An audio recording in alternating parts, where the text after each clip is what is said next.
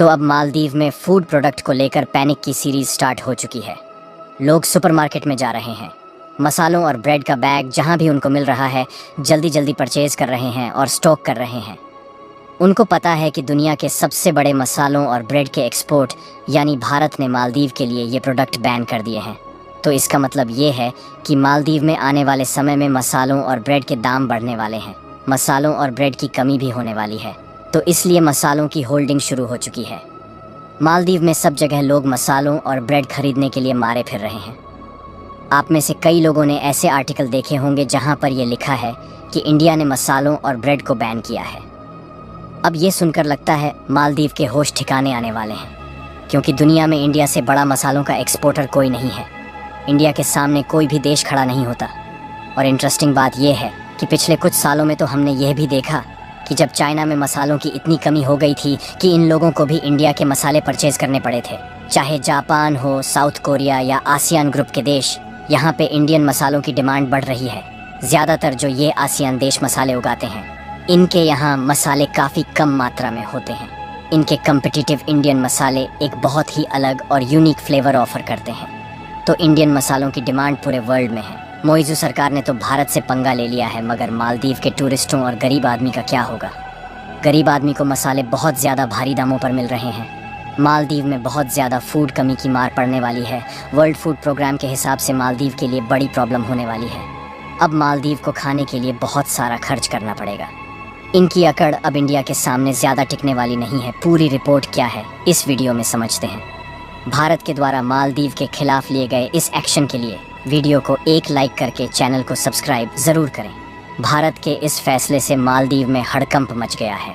दरअसल भारत दुनिया में मसालों के कुछ सबसे बड़े निर्यातकों में से एक है, जो दुनिया के कई देशों में मसालों की मांग को पूरा करता है। लेकिन भारत सरकार की ओर से अचानक की गई इस घोषणा ने मालदीव में अफरा तफरी का माहौल खड़ा कर दिया है। भारत सरकार के इस फैसले की खबर मालदीव में जैसे ही आग की तरह फैली, वहाँ लोगों को यह पता चला मसालों का आयात बंद होने से मसालों की भारी किल्लत होने वाली है। बस फिर क्या था, देखते ही देखते वहाँ के मॉल्स में लोगों का तांता लग गया। मॉल्स में जिन शेल्फ में मसले रखे गए थे, वहाँ पर लूट सी मच गई। जिसके हाथ मसालों के जितने पैकेट लगे, उसने उतने ही अपनी ट्रॉलियों में भर ली, जबकि बहुत से लोगों को खाली हाथ ही वापस लौटना पड़ा। हालांकि मालदीव सरकार ने वहां के लोगों को पैनिक ना होने की सलाह दी है, लेकिन लोगों के बीच फैले संभावित खाद्य संकट की खबर ने उनको चिंता में डाल दिया है। आपको बता दें कि मालदीव में लोगों की चिंता की बड़ी वजह यह है कि अकेले भारत दुनिया में मसालों की 50% मांग को पूरा करता है।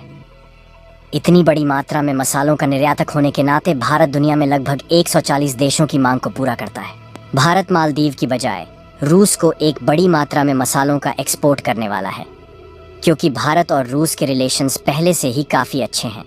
और कमाल की बात यह है कि पड़ोसी देश होने के नाते भारत मालदीव को सस्ते दामों में मसाले एक्सपोर्ट करता था, जबकि रूस को मसालों का एक्सपोर्ट करने से भारत को भी ज़्यादा फ़ायदा होता है, क्योंकि रूस भारत को मालदीव की अपेक्षा हाई कॉस्ट देने के लिए तैयार है। रूस में मसालों की डिमांड ज़्यादा होने और वहाँ पर प्रोडक्शन कम होने की वजह से ही रूस महंगे दामों में मसालों को खरीदने के लिए तैयार है। वैसे तो भारत रूस को जो मसाले एक्सपोर्ट करेगा, उसके लिए अन्य देशों की अपेक्षा रूस को कम कॉस्ट पे करना होगा। भारत के अलावा तुर्की, जर्मनी, यूनाइटेड स्टेट ये ऐसे देश हैं जो कि सबसे ज़्यादा मसालों का प्रोडक्शन करते हैं और एक्सपोर्ट भी करते हैं। लेकिन दिक्कत की बात यह है कि ये देश मिडिल ईस्ट के सभी देशों समेत कतर, सऊदी अरब और अन्य देशों में मसालों का एक्सपोर्ट करते हैं। और ये सभी अरब देश इन मसालों को खरीदने के लिए ज़्यादा डॉलर्स पे करते हैं। इसीलिए रूस इन देशों से मसालों की खरीदारी करने की बजाय भारत से खरीदता है। रूस को मसालों का एक्सपोर्ट जिन जहाज़ों के माध्यम से किया जाता है, वह सभी मालदीव के रास्ते से होकर गुजरते हैं। और अभी तक भारत के इन्हीं पोर्ट से मालदीव को भी मसालों की सप्लाई की जा रही थी। लेकिन मालदीव की हरकतें जिस तरह बढ़ती जा रही हैं, उससे भारत मसालों की सप्लाई को बंद कर देगा और उसके बाद इन्हीं शिप्स को सीधे रूस भेज देगा। भारत और रूस के ट्रेड रिलेशंस की बात करें तो काफ़ी समय पहले से ही भारत और रूस के बायलैटरल ट्रेड काफ़ी अच्छे रहे हैं और भारत बड़ी मात्रा में क्रूड ऑयल इंपोर्ट कर सकता है। इससे भारत को जो टैक्स क्रूड ऑयल इंपोर्ट करने में पे करने पड़ते हैं, उसे भी बचाया जा सकेगा। भारत ने तो अभी तक पड़ोसी देश होने के नाते मालदीव को कम % पर मसालों का एक्सपोर्ट कर रहा था और इस समय इसे पूरी तरह से बंद कर दिया गया है। अब भारत इस एक्सपोर्ट को दोबारा मालदीव को चालू करने वाला है या नहीं, इसके बारे में कोई भी जानकारी नहीं है।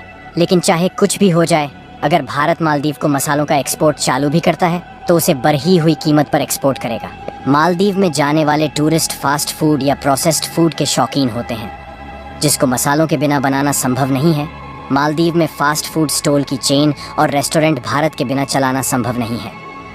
मालदीव ने भारत से दुश्मनी मोल लेकर अपना टूरिस्ट सेक्टर खतरे में डाल दिया है।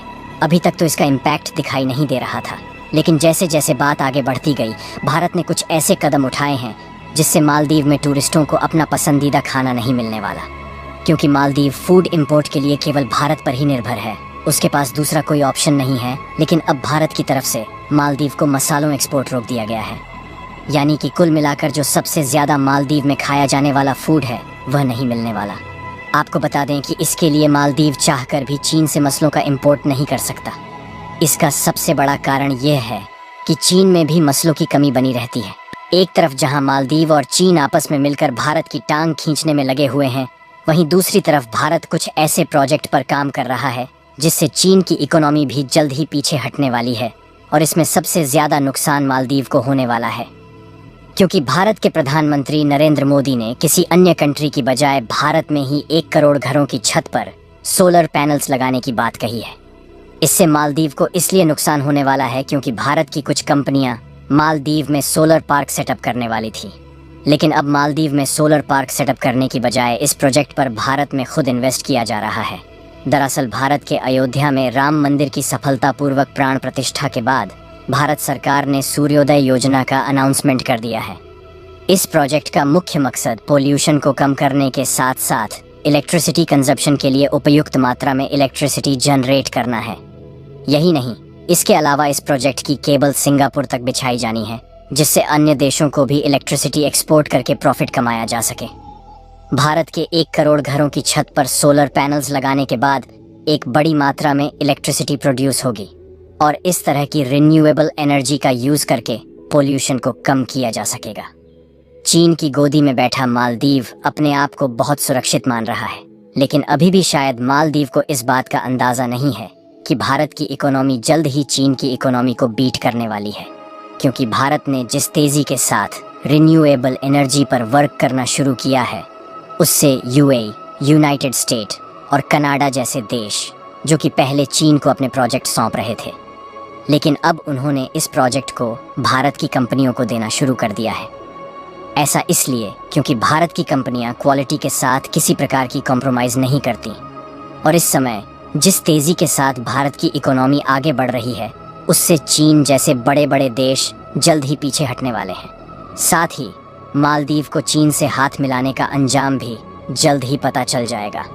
इसके अलावा इलेक्ट्रॉनिक कंपोनेंट्स के मामले में भारत का एक्सपोर्ट हर साल बढ़ता जा रहा है और पिछले 9 मंथ्स के डाटा को देखा जाए तो इसमें लगभग 22% की बढ़ोतरी देखी गई है। यानी कि अभी तक चाइनीज़ इलेक्ट्रॉनिक कंपोनेंट जो ग्लोबल मार्केट पर कब्जा किए हुए थे, अब इंडियन कंपनी रिप्लेस करना शुरू कर चुकी है और बिजनेस स्टैंडर्ड की एक रिपोर्ट के मुताबिक इलेक्ट्रॉनिक्स एक्सपोर्ट $20 बिलियन के पार जा चुकी है। यानी कि जिस तेज़ी के साथ भारत के इलेक्ट्रॉनिक कंपोनेंट्स का एक्सपोर्ट बढ़ रहा है, वह भारत की इकोनॉमी के लिए मील का पत्थर साबित हो रहा है। बाकी आप लोगों का क्या मानना है कि भारत को मसाले एक्सपोर्ट फिर से चालू करना चाहिए या नहीं? अपनी राय कमेंट में ज़रूर बताएं। मालदीव के खिलाफ भारत के इस शानदार कदम के लिए इस वीडियो को एक लाइक ज़रूर कीजिए और अपने मित्रों तक इस वीडियो को शेयर करें ताकि उन्हें भी जानकारी मिल सके। लेटेस्ट अपडेट के लिए चैनल